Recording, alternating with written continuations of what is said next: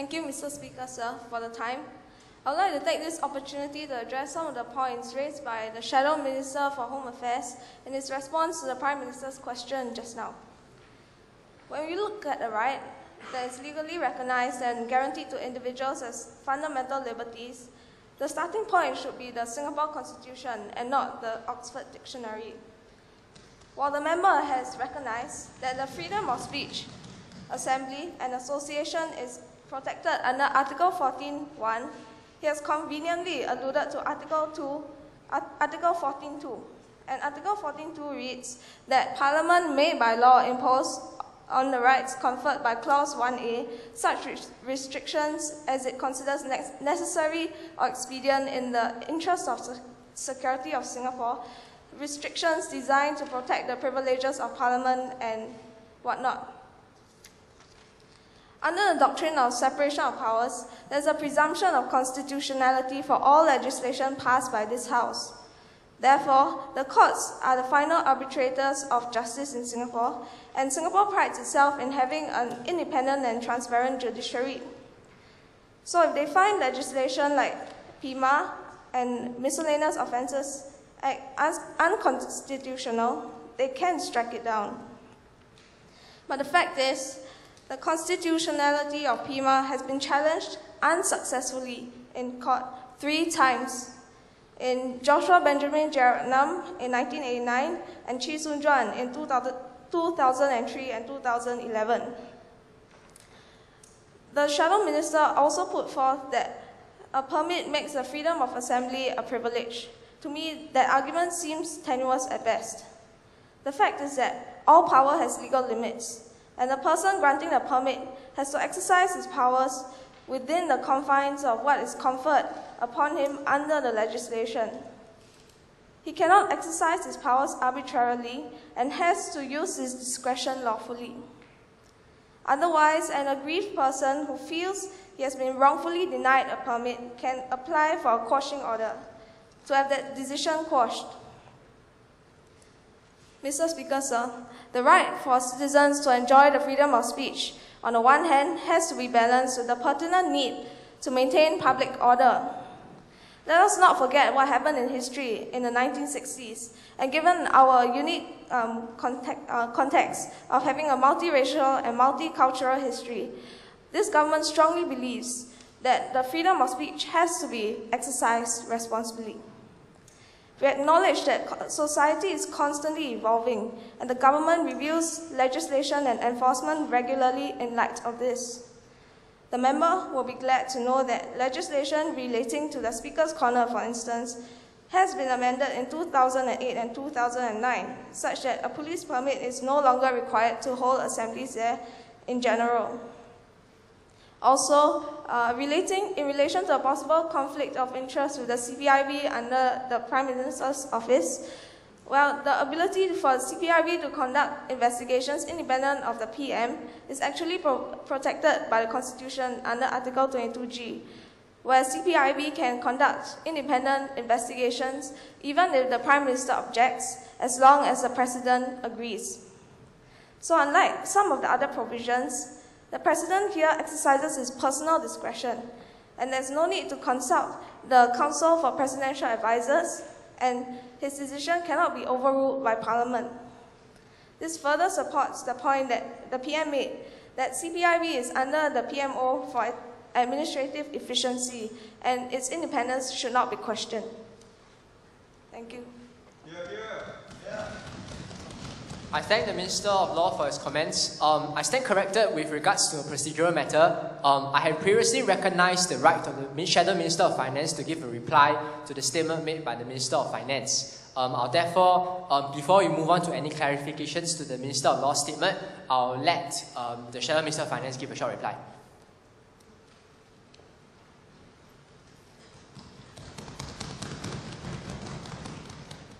Thank you, Mr. Speaker, sir. I'll just keep this short and sweet. Okay, thank you for the Minister of Finance enlightening economic lesson.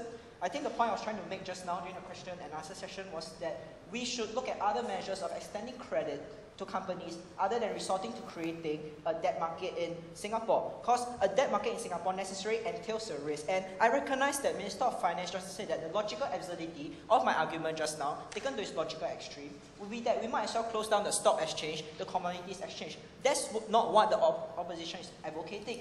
We are advocating that we relook into the risk of the debt market. Because just now the Minister of Finance said that these corporate bonds are actually investment grade. That was what was said of CDOs before they were found to be useless. That was what was said of Lehman Brothers stocks before they were found as useless. That was... Sorry? Okay, thanks. That was said of Italy and Greece stocks back in 2007, 2008. But currently look at 3 years on, 4 years on, what have they become? I leave the facts to speak for themselves. And other than that, I have no other questions. I will leave that to the debate later. Thank you. The Minister of Finance will make a short reply to his statement.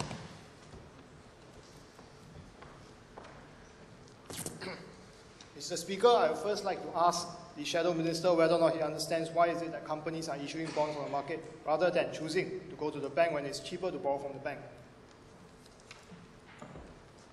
Unfortunately, I will not be able to take any replies to that statement. We might do so later when we move into committee. Right now, are there any clarifications to the statement made by the Minister for Law? Shadow Minister of Home Affairs. Thank you, Mr. Speaker. I would first like to thank the Shadow Minister of Law for helping us get a real idea of what is, our Constitution is all about. Okay, as she has mentioned, section, I can't remember what, but under the right of assembly, okay?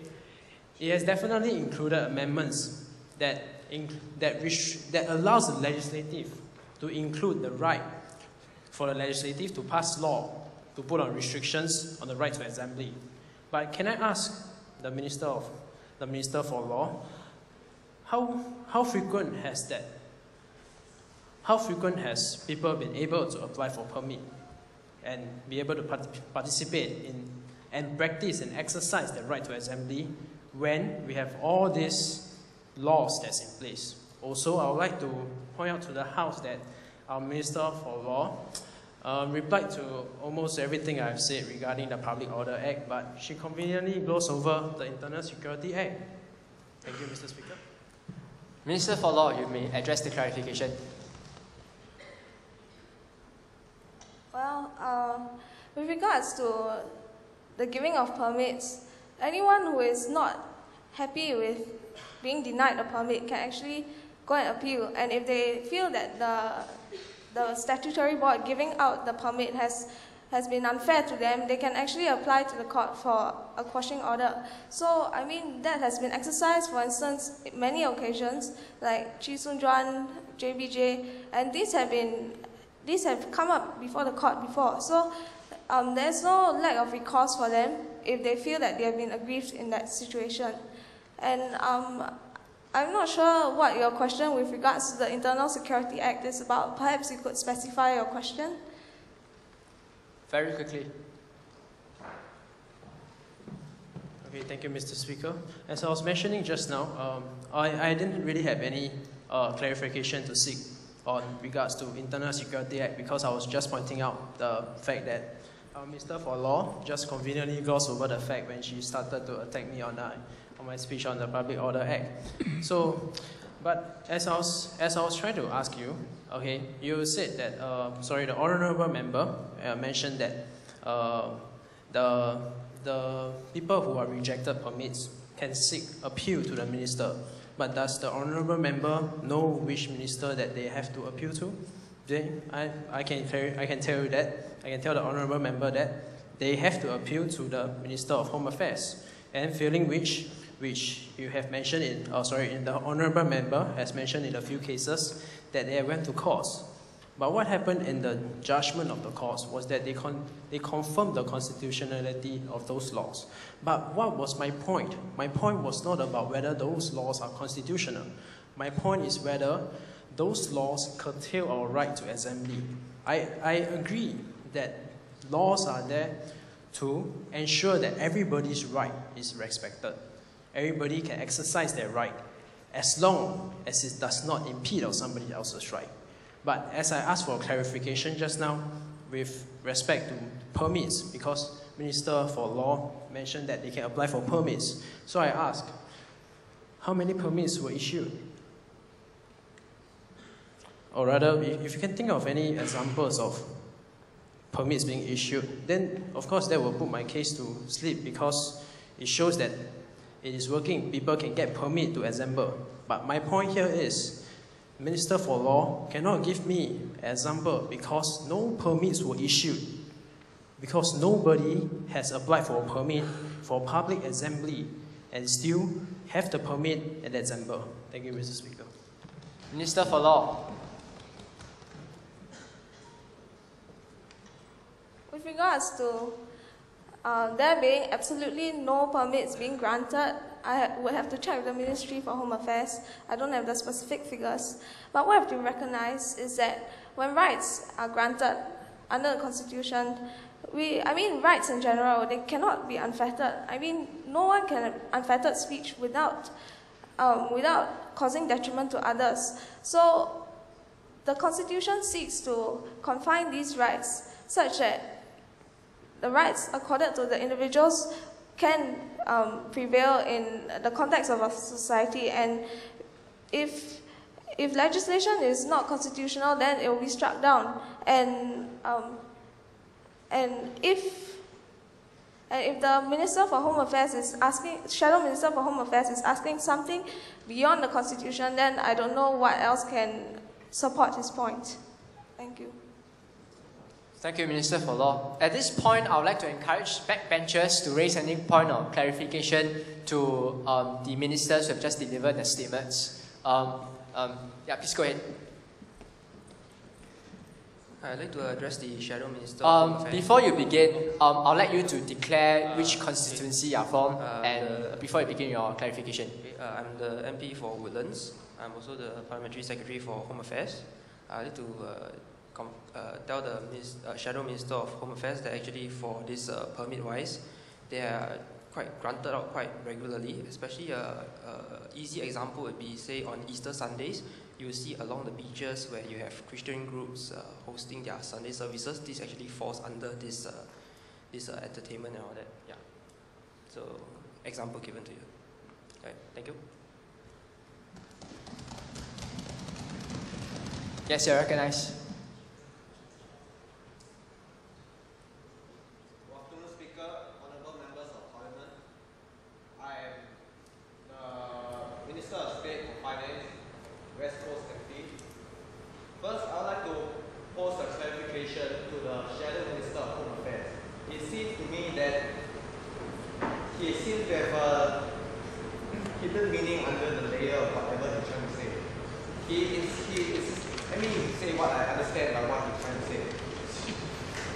That because permits are not granted on a regular basis, therefore, we are curtailing the people's rights to assembly. That is not evidently true. First, as my colleague has nicely mentioned, permits have been granted on a regular basis. I believe what the Shadow Home Affairs Minister is concerned about is permits for political assembly. And on that count, I would have to highlight what our Law Minister has said. She's basically the better part of what she's trying to say is this. You may have human rights, we do have the rights to assembly. However, we have to understand that when it comes down to it, rights are part of a contract. For example, you pay taxes, I give you rights. I give you rights, you will not use it to subvert the state, you will not use it to lobby money or in any way obfuscate the political process. I believe on that count, cases such as JBJ, Chee Soon Juan have more or less been very consistent with the trend of challenging the government, attacking the system, not the party, not the government party, not the government, the system, trying to tear down the historical basis of Singapore. On that count, I'm afraid that the rights cannot be extended to them fully. Thank you. Thank you, Honourable Member. From the opposition, the furthest one from me. Yes.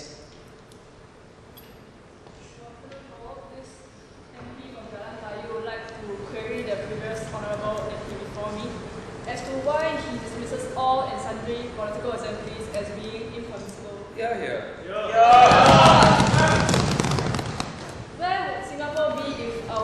forefathers did not have the rights to assemble and talk about politics against the British.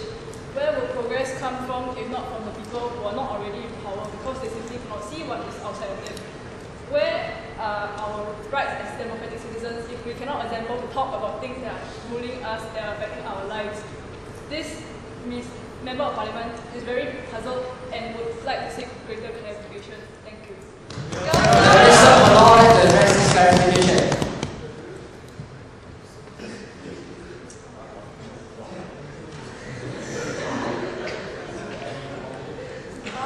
Honourable Member, if you would like to organise a political discussion, there's nothing stopping you from holding it indoors. What the current laws are actually prohibiting you from doing is holding a demonstration outdoors and inciting violence on the streets. So the rules apply equally to the opposition as well as to the ruling party, in that the ruling party also cannot organise demonstrations on the streets or whatnot. So we respect that people might have different political views and they might not always, they might have diverse views, and yeah, there's nothing stopping you from having your own political discussions indoors and in a peaceful manner which does not disrupt public order.